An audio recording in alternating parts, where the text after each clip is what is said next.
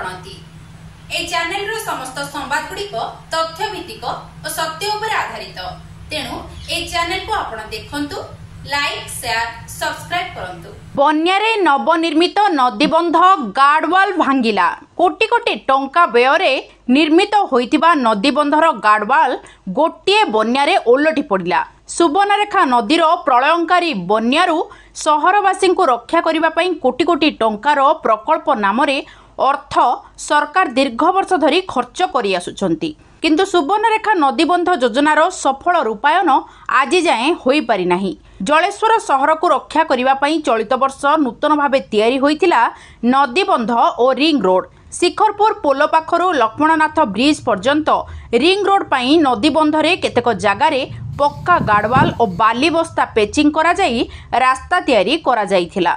नदीबंध देखि नदीकूलवासी आश्वस्ति रे रहितबा बेले नदी छाड़िबा परर दृश्य देखि लोके छानिया होइछंती। कोटी कोटी टंका व्यୟରେ किछि दिन पूर्वरु निर्माण होइतिबा राजपुर ग्रामर विमल महुरींको घर पाखरे थिबा 100 मीटर गार्डवालटी फाटी जाई नदी को धसी जाइथिबार देखिबाकु मिलिछि। सुवर्णरेखा नदी उक्त जागारे मोड़ नेई दिग परिवर्तन करिथाए, तेणु बन्या जलर स्रोत एही जागारे अधिक थाए और एहिठारे बन्या पानी कूलरे माड़ होइथाए।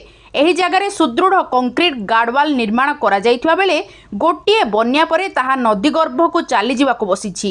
निम्नमानर कार्य जोगु गार्डवालटी भांगी जिबा सहित नदीबंध को ओलटि पड़िबा अवस्था रहिछि। एहिपरि नूतन बंधर बहु जगार नदी खाई जाइथिबार देखिबाकु मिलिछि, तेणु नदीकूलवासी आतंकित अवस्था रहिछंती। पुणी नदी रे बन्या आसिबा पूर्वरु बंध तैयारी नकले राजपुर ग्राम सहित पाखापाखि बहु ग्राम नदी गर्भरे लीन हेबा सहित जलेश्वर सहरर चित्र बदली जिबार संभावना को एड़ाई दिया जाय न पारे बोली ग्रामवासी चिंता प्रकट करिसंती। माजको नाटा किसे आरती घड़ाई के कोन गारो राजपुर एटी जे कोन है एटी एटी गुटे वर्ष भी जाई नाही। एटी हमर एटी ये बंध जे हेतिला नदी पाखर हमर फाटी आउ जल पशिकी आम गाँटा एकबार जे बंध जदि भांगी जाए आम गाँटा रहिबो, गाँटा भासी जीवो। बंध रास्ता केबे हेतिला गुटे वर्ष भी जाई नाही हेतिला।